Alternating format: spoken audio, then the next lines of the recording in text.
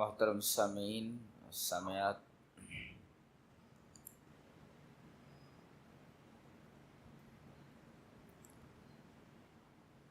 خطبہ مسنونہ کے بعد میں نے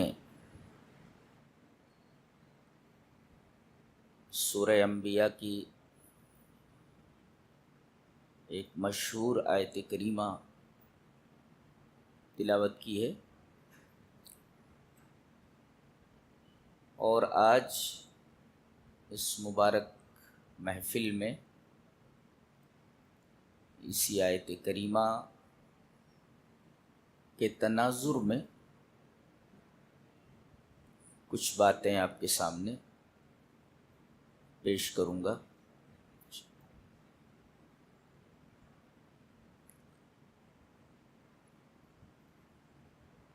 اس آیت کریمہ میں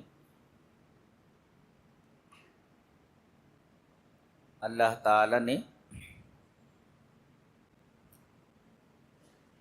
آخری نبی جناب محمد رسول اللہ صلی اللہ علیہ وسلم کی بعثت کا اور آپ کے ارسال کا مقصد، سبب اور اہم علل بیان کیا۔ یوں تو آپ کی بعثت کے بہت سارے مقاصد ہیں، بہت سارے اسباب ہیں، بہت ساری علتیں ہیں، لیکن سب سے بڑا سبب، سب سے بڑی علت اس آیت کریمہ میں بیان کی گئی۔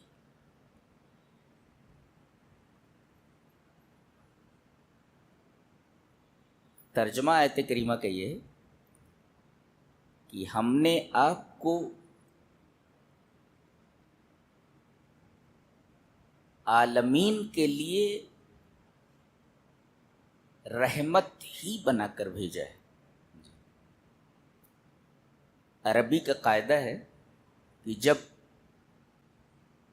حرف نفی کے بعد علت سے استثناء کیا جائے تو اس میں حصر پیدا ہو جاتا ہے، ما نافیہ ہے، اور علت سے اس نفی کا استثناء کیا گیا ہے، جس کا مفاد یہ ہے کہ ہمارے ارسال کا مقصد ہی ہے کہ آپ عالمین کے لیے رحمت بن جائیں۔ تو سب سے پہلے عالمین کا مطلب سمجھیں۔ عالمین کا کیا مطلب ہوتا ہے؟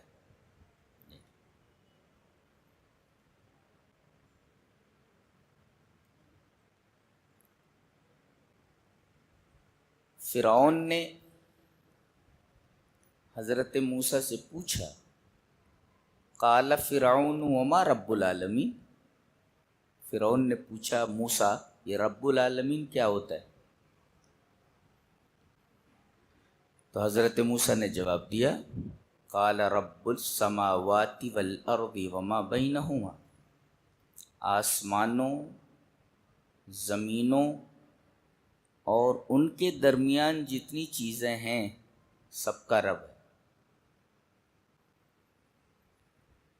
تو عالمین کا مطلب معلوم ہے، رب مانے رب، لیکن اب عالمین کا مطلب ہوا کہ آسمانوں، زمینوں اور ان کے درمیان جتنی بھی چیزیں ہیں سب عالمین، یعنی کل ما سوی اللہ، اللہ کے سوا جتنی بھی چیزیں ہیں سب عالمین میں داخل۔ اور ہم نے آپ کو عالمین کے لیے رحمت ہی بنا کر بھیجا ہے۔ عالمین کا معنی معلوم ہو گیا۔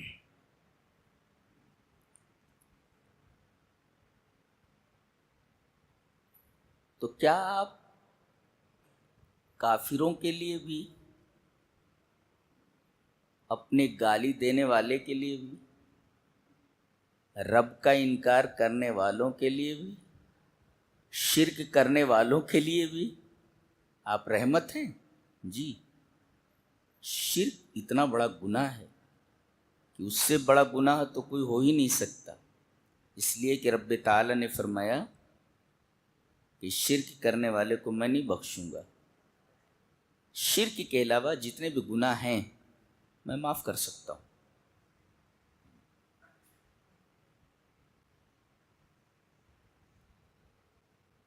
ایک بات ذہن میں رکھیں، بعض لوگ کہتے ہیں کہ ہم لوگ شرک نہیں کرتے، ہم لوگ پکے موحد ہیں،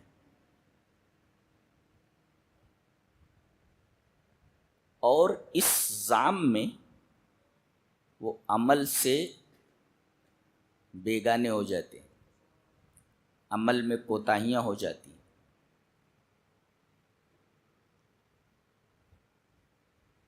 ایسے لوگوں کو بھی توحید کے باوجود جہنم میں ڈال دیا جائے گا۔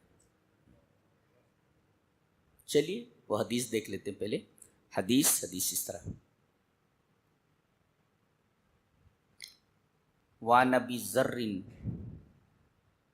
قال قال رسول اللہ صلی اللہ علیہ وسلم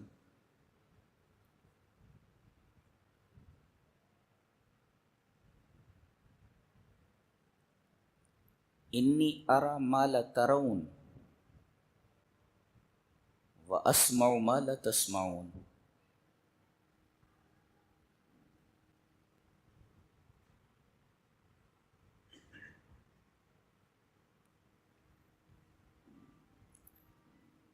اتت السماء وحق لها ان تئت وما فيها موضع اربع اصابع الا وملك واضع جبهته ساجدا لله والله لو تعلمون ما اعلم لضحكتم قليلا ولبكيتم كثيرا۔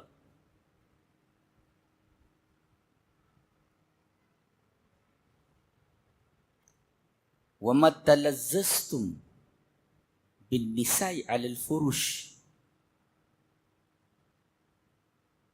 ولخرجتم الى السعودات تجأرون الى الله لوددت انی کنت شجرۃ تعضد۔ رواہ مسلم فی کتاب الایمان۔ حضرت ابو ذر غفاری کہتے ہیں کہ رسول اللہ صلی اللہ علیہ وسلم نے ارشاد فرمایا، جو میں دیکھ رہا ہوں وہ تم نہیں دیکھ رہے ہو، جو میں سن رہا ہوں وہ تم نہیں سن رہے ہو۔ اتت السماء، اتا یہ اتو کا مطلب ہوتا ہے چرچرانا، آسمان چرچرا رہا ہے، اتت السماء وحق لها ان تئت، اور اسے کیوں نہیں چرچرانا چاہیے؟ حق ہے کہ چرچرائے ہو، کیوں؟ اس لیے کہ ما فیہا موضع اربع اصابع، آسمان میں 4 انگلیوں کی جگہ بھی خالی نہیں ہے، اتنی بھی جگہ کہ وہاں فرشتہ سجدے میں گرا ہوا ہے، اپنی پیشانی رکھے ہوئے اور سجدہ کر رہا ہے۔ آپ نے قسم کھا کر کے بتایا، واللہ اللہ کی قسم اگر تم لوگ وہ چیز جان لو جو میں جانتا ہوں تو لضحکتم قلیلا ولبکیتم کثیرا، ہنسنا بھول جاؤ گے، رونے کے وقت تمہیں کچھ نہیں سجھائی دے گا، اور تم لوگ صحراؤں میں نکل جاتے، جیسے پاگل ہوتا ہے آبادیوں میں لوگوں کو دیکھ کر گھبراتا ہے، صحراؤں میں نکل جاتا ہے، تو تم پاگلوں کی طرح صحراؤں میں نکل جاتے، جنگلوں میں نکل جاتے اللہ کی پناہ لیتے ہوئے۔ اس کے بعد کا جو جملہ ہے وہ مرفوع نہیں ہے، غالباً وہ حضرت ابو ذر کا قول ہے، یہاں تک تو نبی کریم صلی اللہ علیہ وسلم کی حدیث تھی۔ اگلا ٹکڑا ذر غفاری کا ہے کہ لوددت کاش انی کنت شجرۃ تعضد، کاش میں ایک درخت ہوتا اسے کاٹ دیا جاتا۔ اب اس کے بعد بھی اگر آدمی یہ سمجھے کہ صرف توحید ہمارے پاس ہے، عمل کی کوئی ضرورت نہیں ہے، اور اسی پر ہمیں جنت میں ڈال دیا جائے گا، خام خیالی ہے اس کی، خام خیالی۔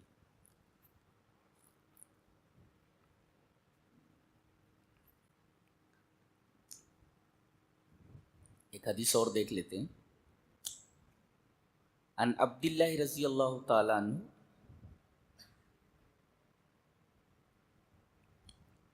قال قال رسول اللہ صلی اللہ علیہ وسلم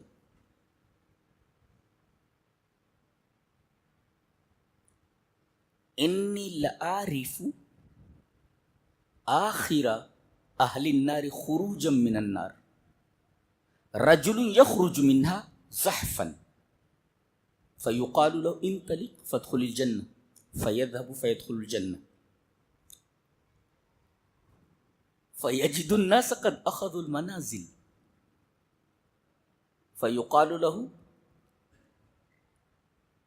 اتذکر الزمان الذي كنت فيه فيقول نعم فيقال له تمنى فيتمنى فيقال له لك ما تمنيت وعشرة أضعاف الدنيا قال فيقول أنت تسخر مني وأنت الملك قال فلقد رأيت رسول اللہ صلی اللہ علیہ وسلم ضحك حتى بدت نواجذه، رواہ مسلم فی کتاب الایمان۔ نبی کریم صلی اللہ علیہ وسلم فرمایا میں جانتا ہوں اس آدمی کو جو جہنم میں سب سے آخر میں نکلے گا، اس کے بعد جہنم میں کوئی نہیں رہے گا، سب جہنم میں ہی رہ جائیں گے۔ یہ آخری جو نکل رہا ہے، آخر بالکل آخر میں جو نکلے گا، میں اس کو جانتا ہوں۔ کون ہوگا وہ؟ رجل یخرج منہا، جہنم سے وہ آدمی نکلے گا۔ دیکھو اس کے پاس توحید ہے، توحید نہ ہو شرک کو تو نکالا ہی نہیں جاتا نا، شرک پر تو کوئی کمپرومائز ہی نہیں ہے۔ اس کے پاس توحید تھی، جلتا رہا، آخر میں اسے نکالا جا رہا ہے۔ نبی کریم صلی اللہ علیہ وسلم فرماتے میں جانتا ہوں اس کو، اور وہ جیسے بچہ پیٹ کے بلے سے گھسٹ کر چلتا ہے، اس کو زحف بولتے ہیں، زحف۔ رجل یخرج منها زحفا، پیٹ کے بل سے گھسٹتا ہوا نکلے گا، اس سے کہا جائے گا انطلق، جا، فادخل الجنہ، جنت میں داخل ہو جا، بھاگتا ہو جائے گا اور جنت میں گھس جائے گا۔ وہ دیکھے گا فیجد الناس قد اخذوا المنازل، تمام جگہیں تو لوگوں نے کور کر رکھی ہیں، کچھ دکھائی نہیں دے رہا ہے، میری جگہ کہاں ہے، میری جگہ کہاں ہے؟ سارے لوگ تو جگہوں پر قابض ہیں، میری جگہ کہاں ہے؟ فیجد الناس قد اخذوا المنازل، تمام جگہیں تو لوگوں نے لے لی ہیں، میری جگہ کہاں ہے؟ اللہ پہلے یہ پوچھے گا جہنم میں جتنی مدت گزری ہے تجھے یاد ہے؟ اتذکر الزمان الذی کنت فیہ قال نعم، قلنا وہاں یاد ہے۔ تکلیف جب آدمی کو ہوتی ہے تو اس کا ایک ایک لمحہ اسے یاد رہتا ہے، اور جہنم کی تکلیف آدمی کو یاد نہ رہے سوال ہی پیدا نہیں ہوتا، لمحہ لمحہ یاد ہے اس کو۔ اس سے کہا جائے گا تمنا، آرزو کر، کتنا چاہیے تجھے؟ فیتمنا، مجھے یہ چاہیے، مجھے وہ چاہیے، مجھے بنگلہ چاہیے، مجھے گاڑی چاہیے، یہ چاہیے، وہ چاہیے، سب بول دے گا وہ، جتنی بھی تمنا کر سکتا ہے سب تمنا کرے گا وہ۔ یہ جو آخر میں نکلا ہے جہنم سے تمنا کرے گا، اللہ فرمائے گا بس ٹھیک ہے، لک ما تمنیت، تجھے وہ تمام چیزیں دے دی گئیں جو تو نے تمنا کی ہے، جو مانگا تو نے، جس کی تو نے آرزو کی، سب دے دی گئی، چل دے دیتے، اور دنیا کا 10 گنا بھی دے دیتے، پوری دنیا کا 10 گنا۔ یہ دنیا کتنی بڑی ہے، یہ آخری آدمی کی جگہ ہے، جی آرزوؤں کے بعد تمناؤں کے بعد دنیا کا 10 گنا دیا جا رہا ہے. وہ حیران ہے اور کہہ پڑتا ہے اتسخر بی وانت الملک، تو مجھ سے مذاق کر رہا ہے جبکہ تو بادشاہ ہے، تو رب ہے. یہ آدمی بھی کیسا ہے، دیکھو کیسی اللہ سے بات کر رہا ہے. اللہ سے کہہ رہا ہے آپ مجھ سے مذاق کر رہے ہیں. یعنی وہ حیران رہ جائے گا، اپنی حیرانی کو ظاہر کر رہا ہے کہ میرے رب تو بادشاہ ہے، تو مجھ سے مذاق تو نہیں کر رہا ہے، مذاق کر رہا ہے. اسی پر حدیث ختم ہو گئی. آگے نبی کریم صلی اللہ علیہ وسلم کے بارے میں راوی کہہ رہا ہے کہ یہ حدیث بیان کرتے وقت میں نے دیکھا کہ آپ کھلکھلا کر ہنس پڑے ہیں. اس کی جرات پر وہ جو کہہ رہا ہے کہ آپ مجھ سے، اے میرے رب کیا تم مجھ سے مذاق کر رہا ہے، اتنا دے رہا ہے مجھے، اتنا دے رہا ہے. ثابت یہ ہوا کہ آدمی توحید کے ساتھ اعمال پر کاربند رہے. جنت میں تو جائے گا لیکن بڑی دھلائی ہوگی. دیکھو اس کی دھلائی ہوئی ہے بہت بری طرح، اور پھر نکالا گیا ہے. تو آدمی سوچے ارے توحید پر کاربند رہو، اعمال وغیرہ کی کوئی ضرورت نہیں، جہنم میں تو جائیں گے لیکن نکال لیے جائیں گے، پھر جنت میں چلے جائیں گے. جہنم کو دیکھ کر کے حالت پتلی ہو جائے گی، چھ جائے کہ آدمی اس کے اندر داخل ہو. جہنم کو ایسے معمولی جگہ تھوڑی ہے، 20 المہاد، بہت برا ٹھکانہ ہے. اللہ نے فرمایا بہت بری جگہ ہے، بہت بری جگہ ہے. تو نبی کریم صلی اللہ علیہ وسلم کے بارے میں فرمایا گیا کہ آپ رحمت ہیں. تو مشرکین کے لیے بھی رحمت ہے، جو سب سے بڑا گناہ ہے. جواب دیا گیا ہے. دلیل یہ حدیث پاک. وعن ابی ہریرہ رضی اللہ تعالیٰ عنہ قال قیل یا رسول اللہ ادعو علی المشرکین قال انی لم ابعث لعانا وانما بعثت رحمتا. رواہ مسلم فی کتاب البر والصلۃ والآداب. حضرت امام مسلم رحمہ اللہ مسلم شریف کتاب البر والصلۃ والآداب کے اندر یہ روایت لائیں حضرت ابو ہریرہ سے. حضرت ابو ہریرہ فرماتے ہیں کہ کسی نے آپ سے کہا کہ اللہ کے رسول مشرکین اتنا پریشان کر رہے ہیں، جینا حرام کر رکھا ہے مشرکوں نے، آپ بد دعا فرما دیجیے. ادعو علی المشرکین، مشرکین پر بد دعا کر دیجیے. جینا حرام کر رکھا ہے انہوں نے، مشرکوں نے، آپ بد دعا کر دیجیے ان کے اوپر.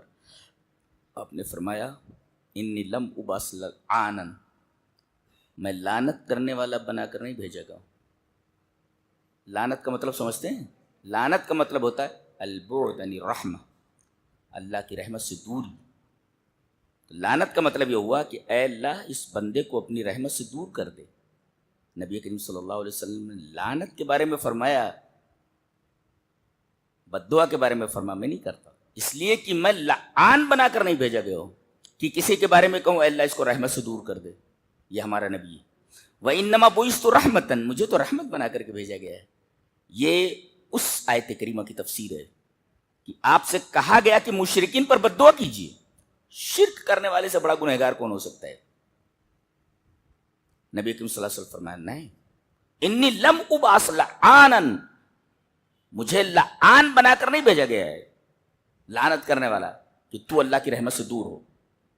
وَإِنَّمَا بُعِثْتُ رَحْمَةً، مجھے رحمت بنا کر کے بھیجا گیا. تو یہ تو حدیث ہوئی. اس آیت کریمہ کی تفسیر عبداللہ ابن عباس نے کی ہے، وہ دیکھ لیتے ہیں. قرطبی میں حضرت عبداللہ ابن عباس نے جو تفسیر کی ہے وَمَا أَرْسَلْنَاكَ إِلَّا رَحْمَةً لِّلْعَالَمِينَ کی، وہ ہم پڑھ کے بتا دیتے ہیں. عن ابن عباس رضی اللہ تعالیٰ عنہما قال کان محمد صلی اللہ علیہ وسلم رحمة للجمیع فمن آمن به وصدق به سعید ومن لم يؤمن به سلم مما لحق الامم من الخس والغرق. قرطبی. حضرت ابن عباس فرماتے ہیں کہ رسول اللہ صلی اللہ علیہ وسلم محمد صلی اللہ علیہ وسلم کو تمام لوگوں کے لیے رحمت بنا کر کے بھیجا گیا. کانا محمد صلی اللہ علیہ وسلم رحمت للجمیع، لجمیع الناس، ہر ایک کے لیے، سب کے لیے رحمت بنا کر کے بھیجے گئے ہیں. تو جو آدمی آپ پر ایمان لے آیا اور آپ کی تصدیق کر دی وہ خوش نصیب ہوا، سعید. فمن آمن بھی وصدق بھی سعید ومن لم یؤمن بھی، اور جو کافر رہے، مشرک رہے، آپ پر ایمان نہیں لائے، تو ایک فائدہ تو ہوا ان کا، کیا؟ سلیمہ مما لحق الامم من الخسف والغرق، کہ نبی کریم صلی اللہ علیہ وسلم کی وجہ سے ان لوگوں کو وہ عذاب نہیں آئے گا جو پچھلے انبیاء کی قوموں پر آ چکا ہے، کہ پوری کی پوری قوم صفحہ ہستی سے حرف غلط کی طرح مٹا دی گئی. جی کوئی آدمی زندہ نہیں بچا. سب سے طاقتور قوم جو تھی عاد تھی. عاد وہ خود کہتے تھے ہم سے زیادہ طاقتور کون ہے، ہم سے زیادہ طاقتور کون ہے. ان کے اوپر ہوا کا عذاب مسلط کیا گیا، اور اللہ نے فرمایا فَأَصْبَحُوا لَا يُرَىٰ إِلَّا مَسَاكِنُهُمْ، ان کے گرے ہوئے مکانات خالی دکھائی دے رہے ہیں، ان میں سے ایک کا پتہ نہیں ہے کہاں گئے. جی ایک کا پتہ نہیں.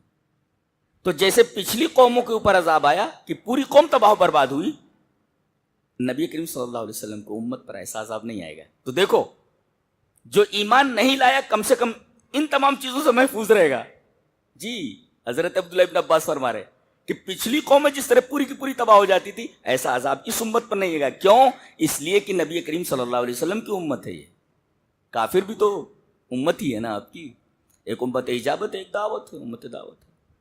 تو کم سے کم نبی رحمت ہوئے کافروں کے لیے بھی، اور جو کافروں کے لیے رحمت ہو، مشرکین کے لیے رحمت ہو، اللہ نے صحیح فرمایا. اور اس سے زیادہ سچا کون ہو سکتا ہے کہ وما ارسلناک الا رحمۃ للعالمین. یہ تو کافروں اور مشرکوں کے بارے میں، گنہگاروں کے بارے میں. اچھا آدمی گناہ کر کے پہنچا ہوا ہے، پھنس گیا ہے، اب وہاں تو کوئی کسی کے کام آنے والا ہے نہیں، اس کے پاس نیکیاں نہیں ہیں اتنی جس سے وہ جنت میں جائے. پھنس گیا، وہ گنہگار ہے. نبی کریم صلی اللہ علیہ وسلم اس کی سفارش فرمائیں گے. دلیل یہ حدیث پاک. وعن ابی ہریرہ رضی اللہ تعالیٰ عنہ قال قال رسول اللہ صلی اللہ علیہ وسلم انا سید ولد آدم یوم القیامہ واول من تنشق عنہ الارض واول الشافع واول مشفع. رواہ ابو داؤد فی کتاب السنہ. حضرت امام ابی داؤد رحمہ اللہ ابو داؤد شریف میں یہ روایت کتاب السنہ کے اندر لائیں. راوی حضرت ابو ہریرہ ہے. حضرت ابو ہریرہ فرماتے ہیں کہ نبی اکرم صلی اللہ علیہ وسلم نے ارشاد فرمایا میں تمام اولاد آدم کا سردار ہوں گا قیامت کے دن، اور سب سے پہلے میری زمین پھٹے گی. ایک کہانی کہی جاتی ہے کہ کوئی صاحب وہاں گئے مدینہ میں، آپ کی قبر کے پاس کھڑے ہو کر کے انہوں نے کوئی نعت پڑھی. نعت پڑھی. نعت اتنی عمدہ تھی کہ نبی کریم صلی اللہ علیہ وسلم کا ہاتھ دست مبارک قبر سے باہر آ گیا اور اس سے ہاتھ ملایا، السلام علیکم. یہ کہانیاں کہاں سے گڑھ کے لا رہے ہیں لوگ. اس لیے کہ ہاتھ نکلنے کے لیے قبر کا پھٹنا ضروری ہے. اور نبی کریم صلی اللہ علیہ وسلم فرما رہے کہ قیامت کے دن جب میں نکلوں گا تبھی وہ قبر پھٹے گی. یہ تو اس حدیث کے خلاف بول رہا ہے، اس حدیث کے خلاف اس کا عقیدہ ہے. اس لیے کہ ہاتھ نکلنے کے لیے قبر کا پھٹنا ضروری ہے، انشقاق ضروری ہے. وَأَوَّلُ مَن تَنشَقُّ عَنْهُ الْأَرْضُ، سب سے پہلے میری قبر پھٹے گی اور میں نکلوں گا. وَأَوَّلُ الشَّافِعِينَ وَأَوَّلُ مُشَفَّعٍ، سب سے پہلے مجھے اجازت ملے گی اپنے امت کی سفارش کے لیے، اور سب سے پہلے میری امت کے بارے میں میری سفارش قبول کی جائے گی. تو آپ کس کی سفارش کریں گے؟ سفارش کس کی جاتی ہے؟ جو آدمی پھنس گیا ہو. تو آپ شفیع المذنبین ہیں، گنہگاروں کی سفارش کرنے والے. تو آپ گنہگاروں کے لیے بھی رحمت، کافروں کے لیے رحمت کہ عام عذاب نہیں آ سکتا، مشرکین کے لیے رحمت کہ آپ نے ان پر بد دعا کرنے پر آمادگی ظاہر نہیں فرمائی، اور اسی طرح آپ گنہگاروں کے لیے رحمت ہے کہ آپ ان کی سفارش کرنے والے ہیں، آپ شفیع المذنبین ہیں. اللہ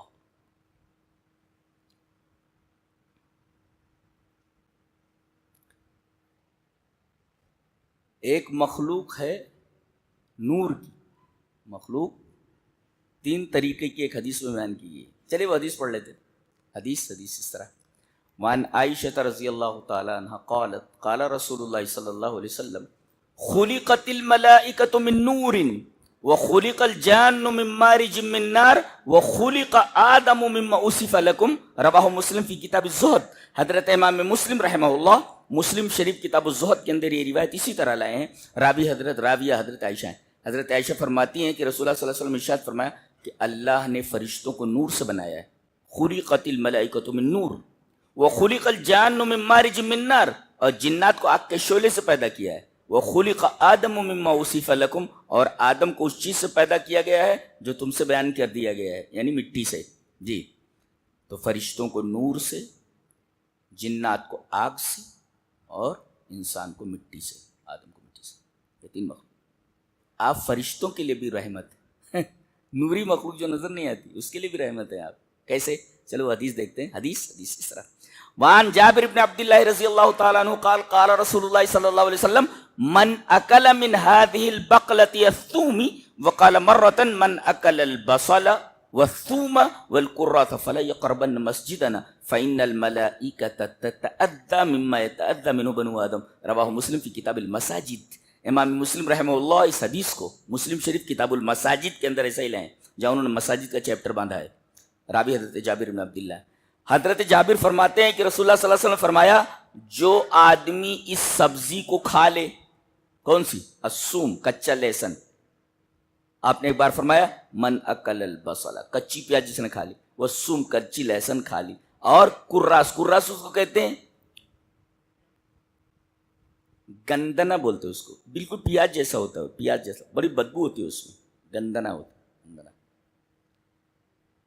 اتنی بدبو جات چیز کھا لے آدمی تو فلا یقربن مسجدنا، ہماری مسجد کے قریب نہ ہے. سگریٹ کی بدبو ہے، سگریٹ پی کر کے جب تک منہ کی بدبو ختم نہ ہو جائے مسجد میں نہیں آنا ہے، مسجد کے قریب نہیں آنا ہے، مسجد میں داخل ہونا تو دور کی بات. تمباکو کھانے والے، تو یہ تمام چیزیں ہیں. کیوں یہ چیزیں کھا کر مسجد کے قریب نہ آئے؟ کیوں؟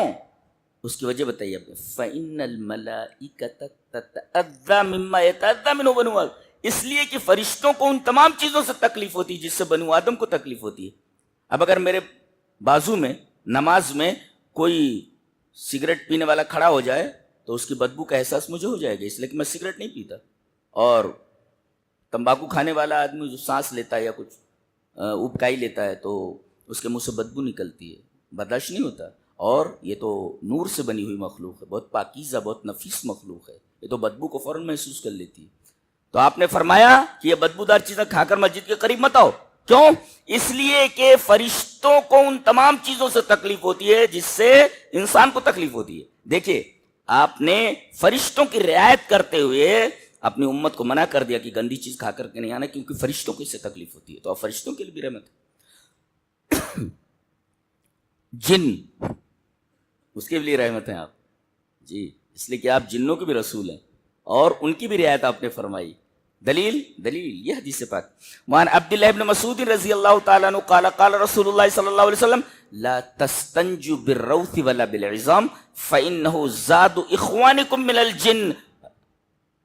رواہ الترمذی فی کتاب الطہارہ. حضرت امام ترمذی اس حدیث کو ایسے ہی ترمذی شریف کتاب الطہارہ کے اندر لائیں. راوی حضرت عبداللہ ابن مسعود ہے. حضرت عبداللہ ابن مسعود فرماتے ہیں کہ رسول اللہ صلی اللہ علیہ وسلم فرمایا تم لوگ گوبر سے اور ہڈی سے استنجا مت کرو. دیکھو گوبر، کبھی کبھی ایسا ہوتا ہے کہ گوبر پڑا ہوا ہے، ہڈی پڑی ہوئی ہے، آدمی کو کہیں پتھر نہیں مل رہا ہے تو لاؤ ہڈی سے استنجا کر لیں، پیشاب کو سکھانا ہی تو ہے. اور اس طریقے سے وہ گوبر پڑا ہوا ہے تو گوبر سے استنجے کو سکھا لیتے ہیں، لاؤ کر لیتے ہیں. منع کیا گیا کہ گوبر سے اور ہڈی سے استنجا مت کرو. کیوں؟ وجہ فَإِنَّهُ زَادُ إِخْوَانِكُم مِّنَ الْجِنِّ، اس لیے کہ یہ تمہارے بھائی جنوں کا کھانا ہے. بھائی بتایا آپ نے کہ جن تمہارے بھائی ہیں. فَإِنَّهُ زَادُ إِخْوَانِكُم مِّنَ، اخوان من بھائی، اخ کی جمع ہے، وہ تمہارے جن بھائیوں کا کھانا ہے. بتائیے نوری مخلوق اس کی رعایت کی گئی، فرشتے ہیں. ناری مخلوق جو نار سے پیدا کی گئی، آگ سے، اس ناری مخلوق کی بھی رعایت کی گئی. آپ اس کے لیے بھی رحمت ہے. اللہ، تو آپ رحمت للعالمین تو ہیں ہی. ایک حدیث بہت پیاری ہے، پہلے وہ حدیث پڑھ لیتے ہیں، تقریباً 1 صفحے پر ہے، وہ لمبی حدیث ہے. قرآن کی آیتیں یاد ہو جاتی ہیں، حدیث یاد نہیں ہوتی. بہت مشکل ہے حدیث پڑھنا، یہ مشکل کاموں میں سے ایک کام ہے. اور مقرر کا کام یہی ہوتا ہے، یا تو قرآن پڑھ کر کے سامنے بیان کر دے یا تو حدیث بیان کر دے. اپنا فلسفہ بگانے کی کیا ضرورت ہے؟ ویسا ویسا اچھل رہا ہے، کود رہا ہے. ارے بھائی اچھلنے کودنے کی کیا بات ہے؟ تم سیدھے سادے آیت پڑھ دو، سیدھے سادے نبی کی حدیث بیان کر دو، تمہیں اچھلنے کودنے کی کیا ضرورت ہے؟ اچھل رہے ہیں، کود رہے ہیں، پٹک رہے ہیں، اسٹیج توڑ دے رہے، مائک پھینک دے رہے ہیں نا. یہاں پہ ایسے باولے موجود. ایک تو لاؤڈ اسپیکر پکڑ کے پھینک دے رہا ہوں، میں دیکھ رہا تھا کسی کو لگا تو نہیں ہو. کیا پاگل پن ہے. ایک تو کرسی توڑ رہا ہے، ایک اچھل کر کے پنکھے میں لٹک گیا ہے. کیا ضرورت؟ وہ پنکھے میں لٹک جا رہا ہے، یہ کیا ضرورت ہے اس کی؟ کیا ضرورت؟ چلیے وہ حدیث پڑھ لیتے ہیں. حدیث اس طرح: وعن عبداللہ بن جعفر قال، پسینہ چھوٹ جائے گا. ہاں بک بک بک جو کہتے غو سے پاک، غو سے پاک، سب نکل جائے گا 2 منٹ میں. جی ایک تو زبر زیر پڑھنا بہت مشکل ہے، اس کے لیے پورا گرامر یاد ہونا چاہیے، پورا گرامر کا ماہر ہونا چاہیے تو پڑھے گا، نہ گڑبڑ ہو جائے گا. وعن عبداللہ بن جعفر قال اردفنی رسول اللہ صلی اللہ علیہ وسلم خلفہ ذات یوم فأسر الی حدیثا لا احدث به احدا من الناس وکان احب ما استتر به رسول اللہ صلی اللہ علیہ وسلم لحاجتی ہدفا او لحائش نخل قال فدخل حائطا لرجل من الانصار فاذا جمل فلما رآه النبي صلی اللہ علیہ وسلم حن وظرفت عیناه فاتاه النبي صلی اللہ علیہ وسلم فمسح ظفراه فسکت فقال من رب هذا الجمل لمن هذا الجمل فجاء فتى من الانصار فقال لي يا رسول الله فقال افلا تتقي منها في هذه البهيمة التي ملكك الله اياها فانه شكا الي انك تجيعه وتدئبه رواه ابو داؤد في کتاب الجہاد. حضرت امام ابی داؤد رحمہ اللہ اس پورے صفحے کی اس روایت کو ابو داؤد کتاب الجہاد کے اندر لائے. راوی حضرت عبداللہ بن جعفر ہیں. وہ کہتے ہیں کہ ایک دفعہ رسول اللہ صلی اللہ علیہ وسلم نے مجھے اپنے پیچھے بٹھا لیا. اب کوئی پوچھے اہل حدیث ہر بات میں حدیث، ہر بات میں حدیث، ذرا وہ حدیث سے ثابت کرے کہ موٹر سائیکل پر کسی کو پیچھے بٹھایا جا سکتا ہے کہ نہیں. یہ دیکھو یہاں ہے نبی کریم صلی اللہ علیہ وسلم آگے بیٹھے، پیچھے مجھے بٹھا لیا سواری پر. تو اردفنی رسول اللہ صلی اللہ علیہ وسلم خلفہ. ایک صاحب نے پوچھا کہ یہ جلسوں میں جو شامیانہ لگاتے ہیں اس کا ثبوت کہاں ہے؟ اہل حدیث لائیں. تو میری ایک تقریر ہے حجۃ الوداع کے اوپر، شاید کسی کی دنیا میں اس طریقے کی تقریر ہو کہ پوری حجۃ الوداع عربی میں ہے، جو نبی کریم صلی اللہ علیہ وسلم نے عرفات میں خطبہ دیا تھا، پورا خطبہ عربی میں ہے، پورا میں نے عربی میں بغیر دیکھے بیان کیا ہے. جی پھر اس کی تشریح کی ہے میں نے. جی تو نبی کریم صلی اللہ علیہ وسلم اونٹنی کے اوپر سوار ہیں اور اوپر سے سایہ کیے ہوئے ہیں. صحابہ غالباً حضرت بلال ہیں کوئی، یہ سایہ کیے ہوئے ہیں، یعنی شامیانہ ہے اسے پورا تاکہ آپ کو دھوپ نہ پہنچے. میں نے کہا دیکھو شامیانے کو ثبوت ہے یہاں پہ.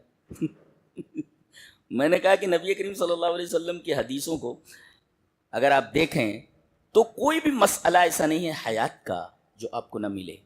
جی تو یہ کہتے ہیں عبداللہ ابن جعفر کہ رسول اللہ صلی اللہ علیہ وسلم نے ایک دن مجھے اپنے پیچھے بٹھا لیا سواری پر. دفنی رسول اللہ صلی اللہ علیہ وسلم خلفہ، اپنے پیچھے بٹھا لیا ذات یوم، ایک دن. یہ بچے ہیں کہتے ہیں مجھ سے ایک بات نبی نے بتائی چپکے سے، فأسر، اسرار کہتے ہیں ٹو وhisper، کان میں بول دینا. فأسر الیہ، مجھ سے نبی نے چپکے سے ایک بات کہی، لا احدث به احد من الناس، میں وہ بات کسی کو نہیں بتاؤں گا. یہ کہہ رہے ہیں چپکے سے مجھے نبی نے بتایا، میں وہ بات کسی کو بتاؤں گا نہیں. اور میں نے پوری حدیث دیکھی کہیں نہیں ہے انہوں نے کون سی بات نبی صلی اللہ علیہ وسلم سے انہوں نے سنی. ڈائریکٹ کہہ رہے ہیں میں نہیں بتاؤں، اس لیے کہ نبی نے میرے کام میں چپکے سے کہا لا احدث به احد من الناس، میں وہ بات کسی کو نہیں بتاؤں گا جو نبی نے میرے کان میں کہی. کتنا پیار کرتے تھے بچے بھی نبی کریم صلی اللہ علیہ وسلم سے. اور پھر کہنے لگے وَكَانَ أَحَبُّ مَا اسْتَتَرَ بِهِ رسول اللہ صلی اللہ علیہ وسلم لحاجتی ہدفن. جب آپ حاجت کے لیے جاتے، پیشاب کے لیے یا پاخانے کے لیے، تو آپ 2 چیزوں کو ترجیح دیتے تھے، پسند کرتے تھے. ایک تو کوئی اونچی جگہ ہو، آڑ ہو، ہدف کا مطلب آڑ ہے، ایسے یہ آڑ ہے، یہ اس کے کوئی پتھر ہو ایسے بڑا سا، اس کی آڑ میں آپ استنجا فرماتے تھے، اسے آڑ ہے، ہدف آڑ ایسے، یہ آڑ ہے، پتھر ہے بڑا سا، یہاں آپ استنجا فرما رہے ہیں۔ یعنی اسلام میں حیا کا جو تصور ہے وہ بڑا عجیب و غریب ہے۔ میں تو قرآن کی تفسیر کا طالب علم ہوں، ایک صاحب نے پوچھا کہ موسیٰ علیہ السلام نے اس لڑکی میں کیا دیکھا کہ اسے اپنی بیوی بنانے پر راضی ہو گئے؟ بھئی یہ کہہ سکتے تھے بڈھے سے، ہے نا، حضرت شعیب، وہ نبی نہیں تھے، کوئی بزرگ تھے، وہ شعیب، اور دوسرے شعیب ہیں، وہ دوسرے شعیب ہیں جو نبی ہیں، یہ مدین والے نہیں، یہ مدین والے نہیں ہیں، یہ نبی نہیں ہیں جن کی بیٹی سے حضرت موسیٰ کی شادی ہوئی، یہ نبی نہیں تھے۔ تو انہوں نے کہا کہ میں اپنی ایک بیٹی تیری نکاح میں دینا چاہتا ہوں، فوراً ہاں بول دیا انہوں نے۔ آخر انہوں نے اس بچی میں دیکھا کیا؟ اب چونکہ تفسیر کا طالب علم ہوں تو خلجان تھا مجھے کہ بھائی اس لڑکی میں حضرت موسیٰ کو، اتنے بڑے نبی کو کیا نظر آیا کہ یس بول دیا انہوں نے، ہاں میں شادی کرنا۔ اللہ نے اس کا تذکرہ کیا ہے، تمشی علی استحیاء، حیا کے اوپر چل رہی تھی، جی یہ حیا اصل ہے۔ بتایا گیا کہ پوری عورت کا نام ہی حیا ہے، اگر حیا کو نکال دیا جائے تو وہ عورت نہیں ہے، وہ یہ مطلب ہے اس کا۔ حیا اگر نکل جائے تو عورت کہاں ہے وہ یہ مطلب ہے۔ قرآن کہتا ہے کہ عورت کا نام ہی حیا ہے، اگر حیا کو عورت کی حیات سے نکال دیا جائے، حیا کو عورت کی حیات سے نکال دیا جائے تو وہ عورت نہیں رہ جاتی، وہ مرد ہو جاتی ہے، کچھ اور ہو جاتی ہے۔ تمشی الستے، یہی حیا دیکھا انہوں نے اور یس بول دیا۔ تعلیم دی گئی نوجوانوں کو کہ حیا دار لڑکی ملے، حیا دار لڑکی ملے تو فوراً یس بول دو، شادی کرنی، اور جوڑے گھوڑے کی رقم نہیں لینی ہے بلکہ تم کو خود دینا ہے ان کو۔ یہ تو الٹا ہو گیا۔ کہنے لگے ٹھیک ہے لڑکی چلے گی، شادی کر دوں؟ بولے ہاں کر دو۔ کہا کہ 8 سال تک مزدوری کرنی پڑے گی، 8 حجج، اور اگر 10 سال پورا کر دو تو بچہ ہے، فَإِنْ أَتْمَمْنَ عَشْرًا فَمِنْ عِنْدِكَ، اگر 10 پورا کر دو، 10 means 10، 8 حجج، 8 سال، 8 سال تم کو نوکری کرنی پڑے گی میرے گھر پہ۔ کیا دیکھا تھا اس نبی نے کہ 8 سال نوکری کرنے پر راضی ہو گیا؟ یار بھاگ بھی سکتا تھا، حیا دیکھا تھا کہ لڑکی کے اندر حیا ہے۔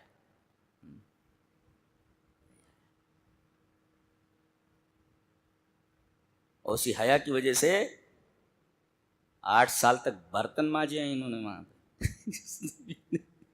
برتن مانجے، وہاں بکریاں چرائی ہیں۔ تمشی علی استحیاء، حیا اصل حیا۔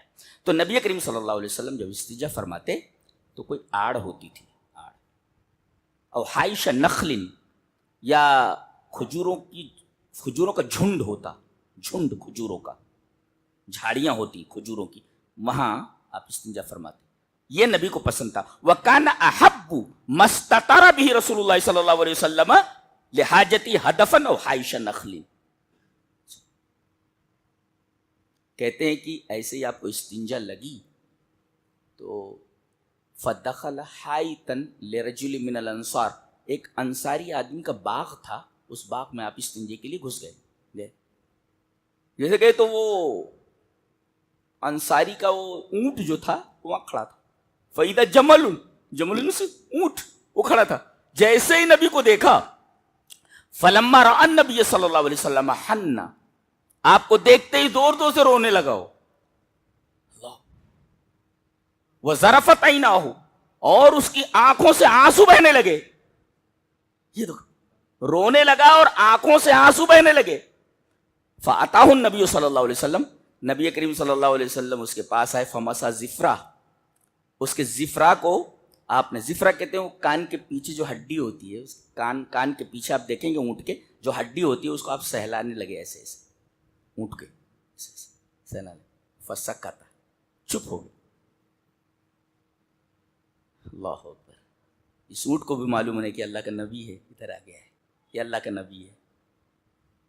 آپ نے کہا من رب ھذا الجمل، یہ اونٹ کا مالک کہاں ہے؟ من رب ھذا الجمل، لمن ھذا الجمل، یہ اونٹ کس کا ہے؟ فجاء فتم من الانصار، ایک انصاری نوجوان آیا اور کہا کہ لیا رسول اللہ، یہ اونٹ میرا ہے اللہ کے رسول۔ کہا کہ تمہیں شرم نہیں آتی؟ افلا تتقی اللہ فی هذه البہیمۃ التي ملکک اللہ ایہا، اللہ نے اس جانور کو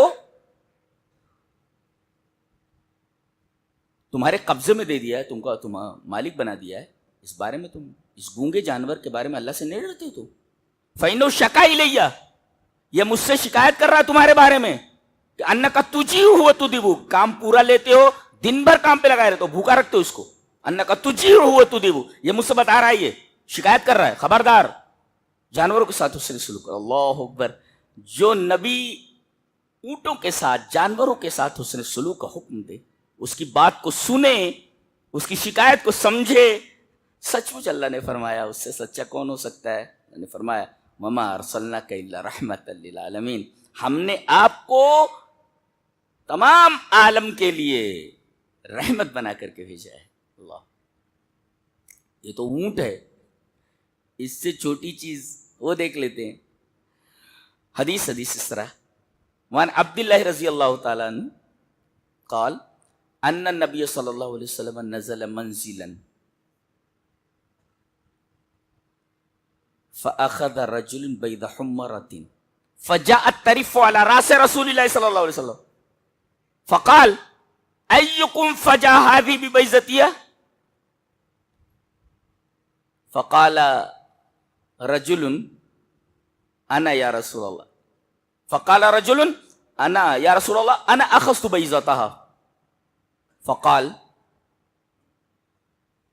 اردد، فقال نبی صلی اللہ علیہ وسلم اردد رحمت اللہ، رواہ البخاری فی الادب المفرد۔ حضرت امام بخاری رحمہ اللہ اس حدیث کو ادب المفرد کے اندر روایت صحیح ہے۔ حضرت عبداللہ فرماتے ہیں کہ نبی کریم صلی اللہ علیہ وسلم سفر میں تھے، ایک جگہ اپنے پڑاؤ ڈالا، نزل منزلا، ایک صاحب استنجے کے لیے گئے، ایک جھاڑی میں تو دیکھا ایک لال چڑی جو ہے ایک چھوٹا سا گھونسلہ بنائے ہوئے، اس گھونسلے میں لال لال انڈے تھے، ان کو انڈے بہت اچھے لگے، وہ گھونسلے میں سے انڈے لے آئے، ہمرا چڑیا کے، ہمرا لال چڑی۔ تھوڑی دیر کے بعد وہ جو چڑی آئی، دیکھا اس نے انڈے ہیں نہیں، وہ سمجھ گئی کہ یہ لوگ جو ہیں پڑاؤ ڈالے ہوئے ہیں، انہی میں سے کسی کا کام ہے۔ وہ سب کو چھوڑ کر کے نبی کریم صلی اللہ علیہ وسلم کے سر پر آ کر پھڑپڑانے لگی، فجاءت ترف علی راس رسول اللہ صلی اللہ علیہ وسلم، رسول اللہ صلی اللہ علیہ وسلم کے سر پر آ کر پھڑپڑانے لگی۔ آپ نے فرمایا ایکم فجا ہذی ببیضتها، اس کے انڈے لے کر اس کو کس نے تکلیف پہنچائی ہے؟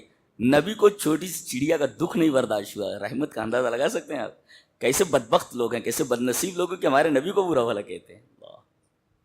جو ایک چھوٹی سی چڑیا کا درد نہ برداشت کر سکے، اس کی رحمت کا آپ تصور نہیں کر سکتے کتنا رحیم ہو سکتا ہے اللہ۔ آپ نے فرمایا ایکم فجا ہذی، کس نے درد مند بنایا، کس نے دکھ پہنچایا اس کو، اس کا انڈا لے کر کے؟ تو جو حضرت آئے تھے لے کر کے، فقال رجل انا اخذت بیضتها یا رسول اللہ، میں نے اس کا انڈا لے لیا لگا۔ آپ نے فرمایا اردد، لے جا کر کے وہیں رکھ دو، کیوں؟ رحمت اللہ، اس پر رحمت کرتے ہوئے، اس لیے کہ آپ کائنات کے لیے رحمت ہے۔ چڑیا کے انڈے کو واپس کرنے کا حکم دیا آپ نے، اور اسی اسوا پر چلتے ہوئے حضرت عمر ابن عاص رضی اللہ تعالیٰ عنہ، جو نبی کریم صلی اللہ علیہ وسلم کے بہت پیارے صحابی ہیں، جنہوں نے مصر فتح کیا، مصر فتح کرنے کے بعد جہاں آپ کا خیمہ لگایا گیا تھا، خیمہ کہتے فستات عربی میں، فستات، جہاں خیمہ لگایا گیا تھا، آ کر کے لوگوں نے بتایا کہ اللہ کے کمانڈر ان چیف حضرت عمر ابن عاص، مصر فتح ہو گیا ہے تو چلتے ہیں، لیکن یہ جو ٹینٹ ہے اکھاڑ لیتے ہیں۔ کہا ٹھیک ہے اکھاڑ لو، قیمتی ٹینٹ ہے۔ جب اکھاڑنے گئے تو دیکھا کہ خیمے کے کونے میں ایک کبوتری نے بچے دے رکھے ہیں، انڈے پھوٹ گئے تھے اور اس میں سے بچے نکل آئے تھے۔ لوگوں نے آ کر کے بتایا کہ حضرت وہ تو خیمے کے ایک کونے میں کبوتری نے بچے دے رکھے۔ حضرت عمر ابن عاص نے کہا خیمہ ایسے ہی چھوڑ دو، اس لیے کہ یہ ہمارے مہمان ہیں، ہم اپنے مہمانوں کو دکھ نہیں پہنچانا چاہتے. یہ ہے اسلام، اس کو اسلام کہتے ہیں. اور ویسے ہی خیمہ، اتنا قیمتی خیمہ تھا، بہت دور تک پھیلا ہوا.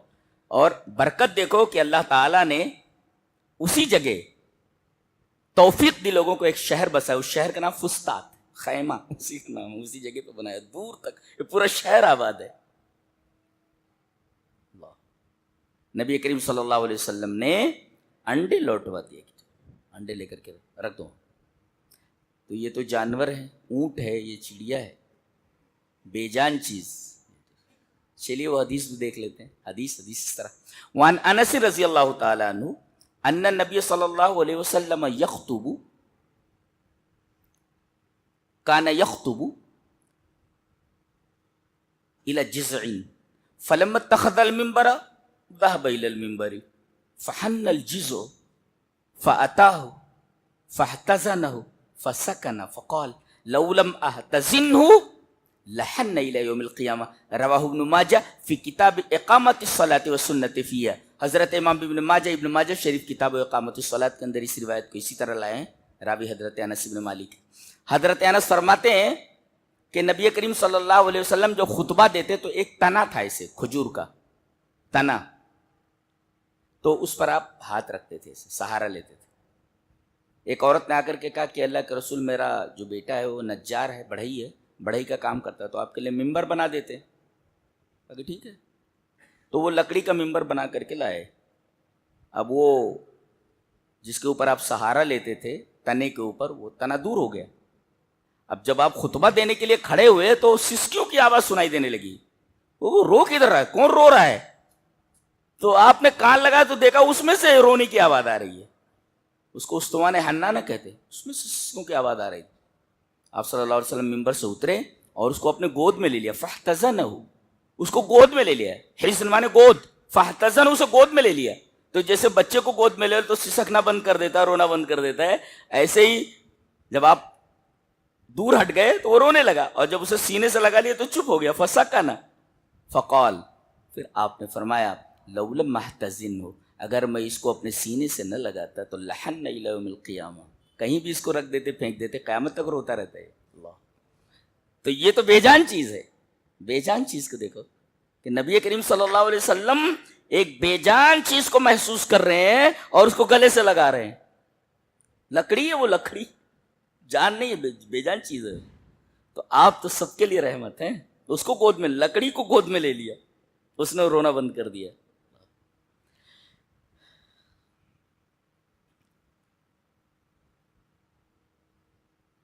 آپ بوڑھوں کے لیے رحمت، جوانوں کے لیے رحمت، چھوٹے بچوں کے لیے رحمت.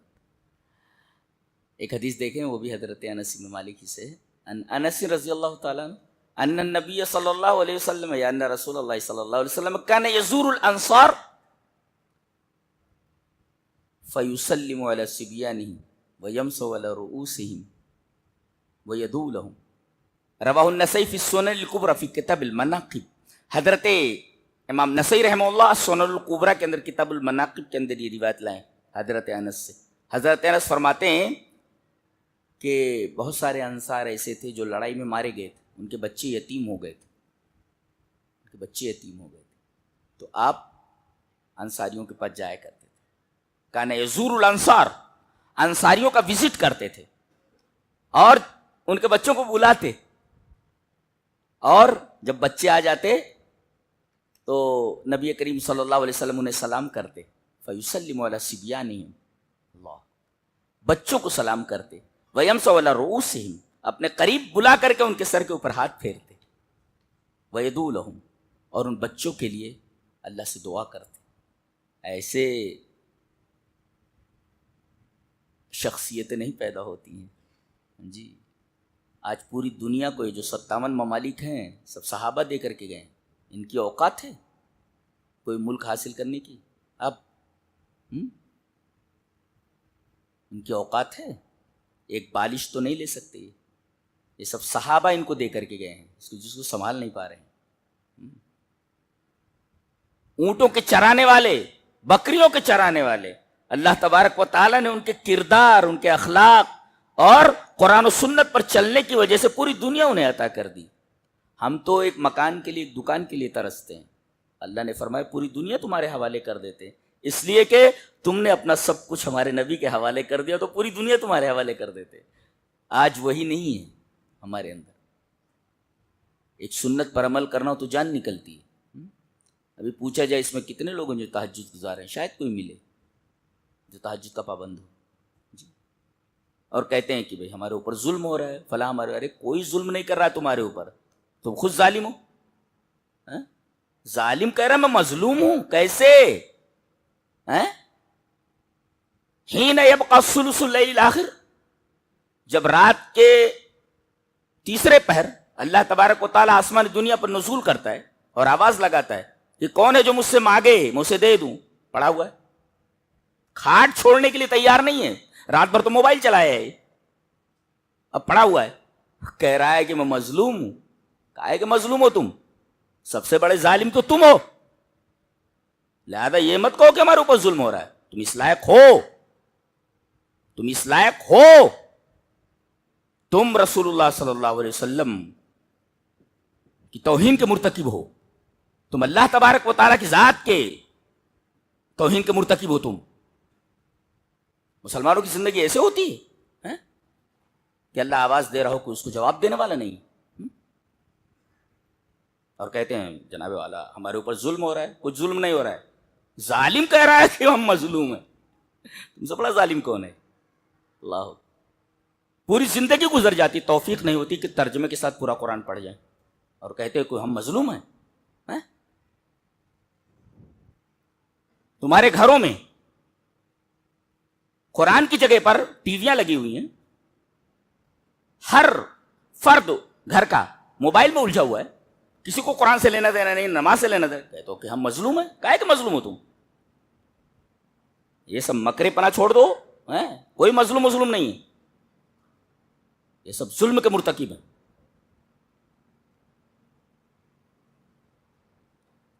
نبی کریم صلی اللہ علیہ وسلم ان کے لیے دعا فرماتے تھے، اللہ بچوں کے لیے، یہی بچے آگے بڑے ہوئے، انہوں نے پوری دنیا فتح کر کے ہمارے حوالے کی، وہی بچے آج یونیورسٹی میں داخلہ ہو رہا ہے، کالج میں داخلہ ہو رہا ہے، یہ کون سے لوگ تھے؟ کمانڈر ان چیف بنا دیا تو کمانڈر ان چیف ہے، قاضی بنا دیا تو قاضی، سپاہی بنا دیا تو سپاہی، میدان جنگ میں جانا ہوا تو بہادر۔ یہ کون سی یونیورسٹی سے نکلے ہوئے لوگ ہیں؟ پوری طرح 57 ممالک کے مالک، نہ فون ہے نہ کوئی اور چیز ہے، حکومت کر کے گئے ہیں سب، اسی وجہ سے کہ انہوں نے اپنا سب کچھ نبی پر نچھاور کر دیا، اور قرآن سے اتنی محبت، اللہ اکبر۔ ایک دفعہ نبی کریم صلی اللہ علیہ وسلم گلی سے گزرے تو حضرت ابو موسیٰ اشعری کے گھر سے قرآن پڑھنے کی آواز آ رہی تھی رات میں، اب ایسی بتیاں تھوڑی لگی تھیں کہ اجالا ہو، رات تاریک ہے، اور تاریک گلی میں نبی کریم صلی اللہ علیہ وسلم کھڑے ہوئے تنہا، اور جب تک حضرت ابو موسیٰ اشعری کی آواز قرآن پڑھنے کی آتی رہی تب تک ہمارا نبی اس گلی میں کھڑا رہا جس کے اوپر قرآن نازل ہو رہا ہے۔ کہاں ہیں ہم کھڑے ہیں؟ یہ مت کہنا ہمارے اوپر ظلم ہو رہا ہے، پتہ نہیں، تم نے تو سب کچھ چھوڑ ہی دیا ہے۔ علامہ اقبال نے کہا ہے کہ شب پیش خدا بگریستم زار، مسلمانہ چرا زارند و خارن، ندا آمد نمیدانی کی قوم، دل دارند و محبوب ندارن۔ حضرت علامہ اقبال فرماتے ہیں کہ ایک دفعہ میں رات میں اللہ کے سامنے بہت رویا، شب پیش خدا بگریستم زار، زار و قطار رویا، اور میں نے اللہ سے پوچھا کہ مسلمان چرا زارند و خارن، پوری دنیا میں مسلمان ذلیل و خوار کیوں ہیں؟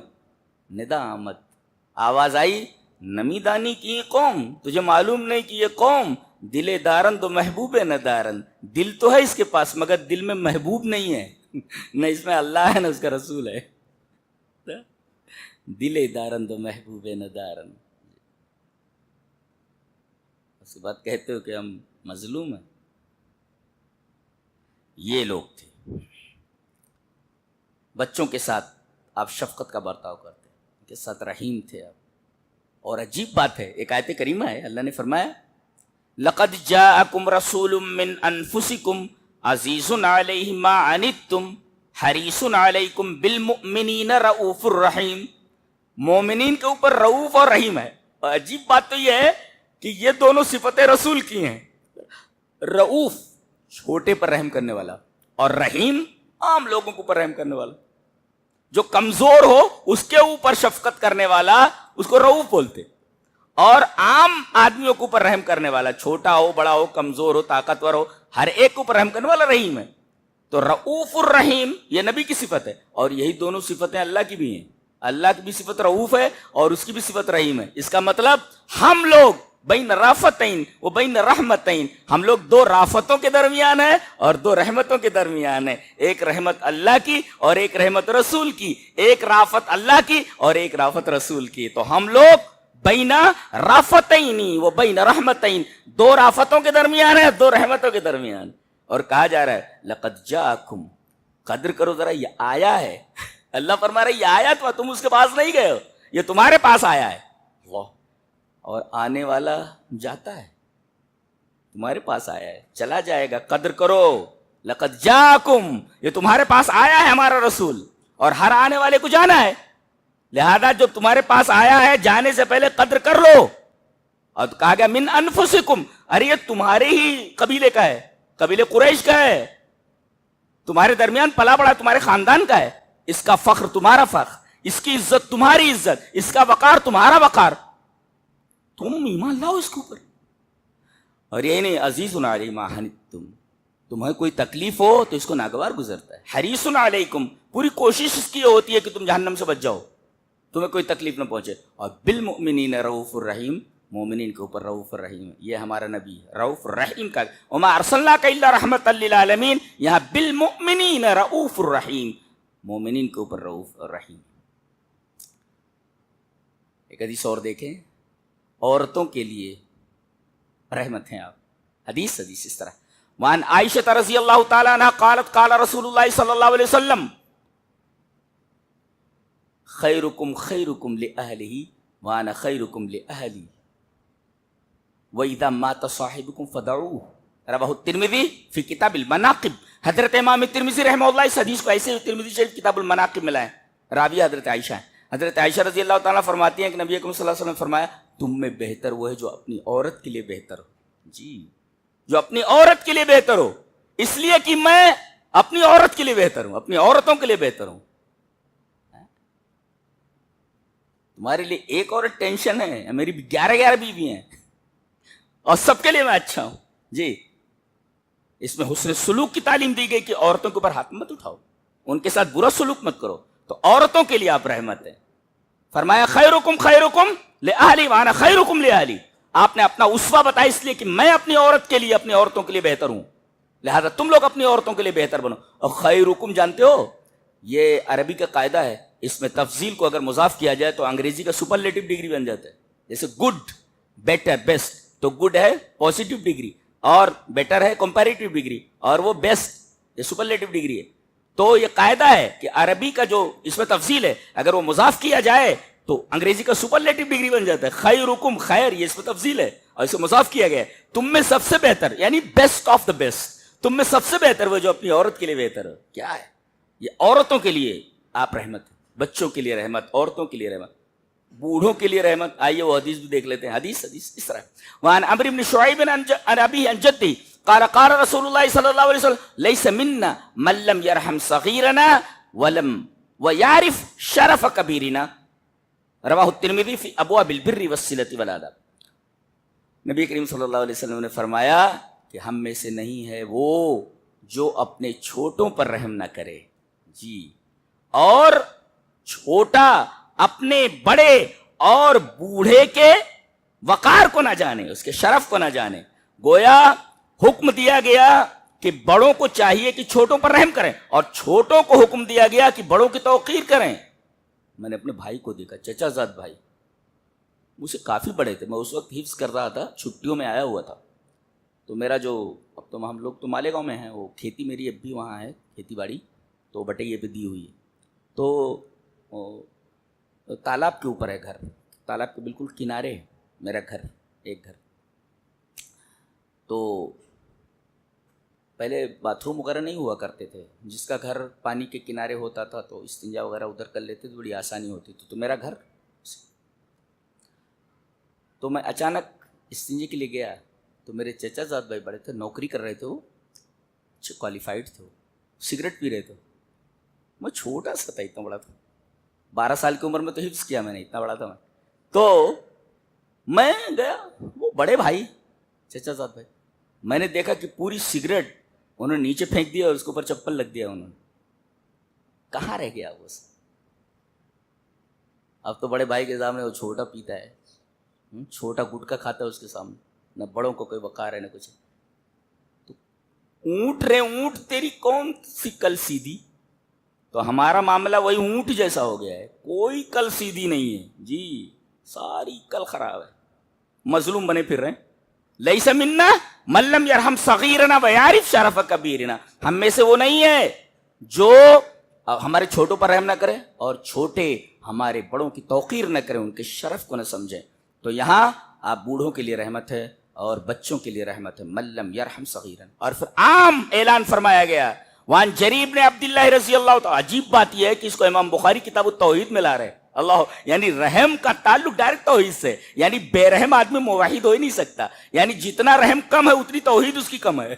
امام بخاری اس کو کتاب التوحید میں لا رہے. حدیث اس طرح، وان جریر نے عبداللہ رضی اللہ تعالیٰ عنہ قال قال رسول اللہ صلی اللہ علیہ وسلم لا یرحم اللہ من لا یرحم الناس.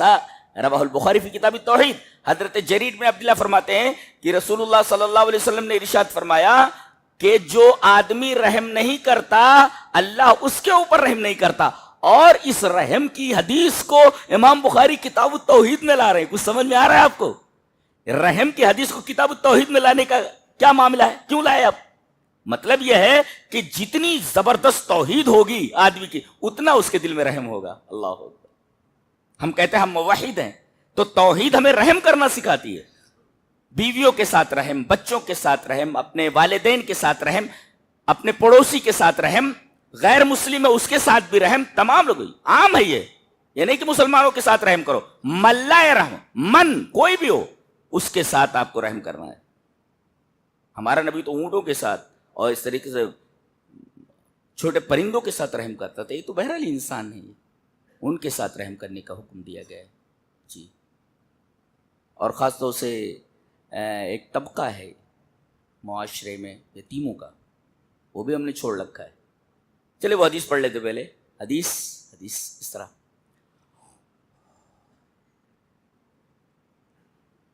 وعن ابی ہریرہ رضی اللہ تعالی عنہ قال قال رسول اللہ صلی اللہ علیہ وسلم کافل الیتیم لہ او لغیرہ انا وہو کہاتین فی الجنہ واشار مالک بالسبابۃ والوسطی. رواہ مسلم فی کتاب الزہد والرقائق. حضرت امام مسلم رحمہ اللہ اس حدیث کو وہاں کتاب الزہد کے اندر لائے کہ نبی کریم صلی اللہ علیہ وسلم نے فرمایا اپنے خاندان کا یتیم اور تمہارے خاندان کے باہر کا، یعنی تمہارے خاندان کا نہیں، وہ یتیم، ان کے ساتھ حسن سلوک کرنے والا، کفالت کرنے والا، میں اور وہ جنت میں دونوں اس طرح آئیں گے.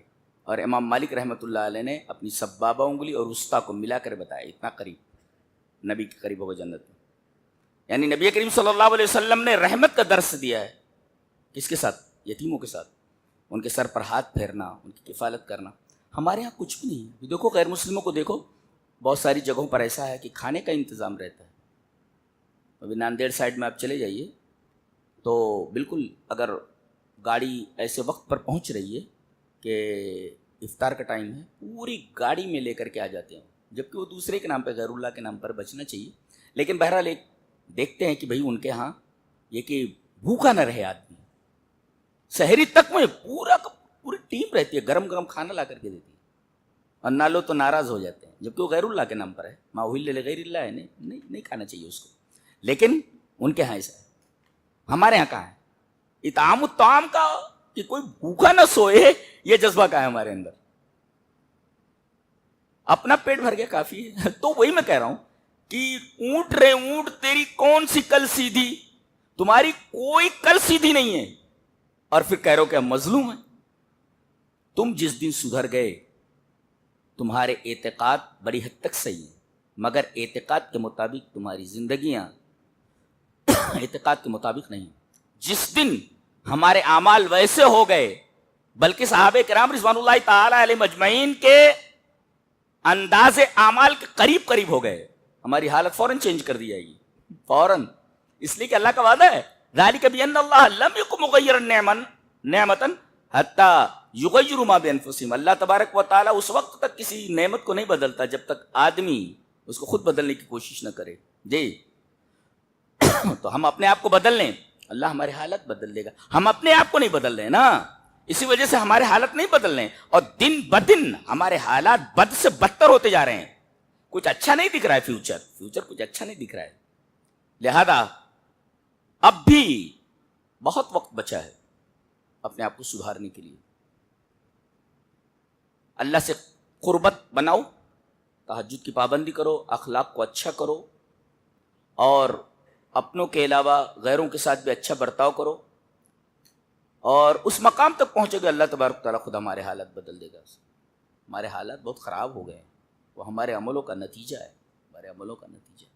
اللہ تبارک تعالیٰ ہمارے حالات پر رحم فرمائے اور ہمیں موحد، پکا موحد ہونے کے ساتھ ساتھ نبی کریم صلی اللہ علیہ وسلم کی سنت کے مطابق ہر عمل کو کرنے کی توفیق عطا فرمائے۔ وآخر دعوانا ان الحمد للہ رب العالمین۔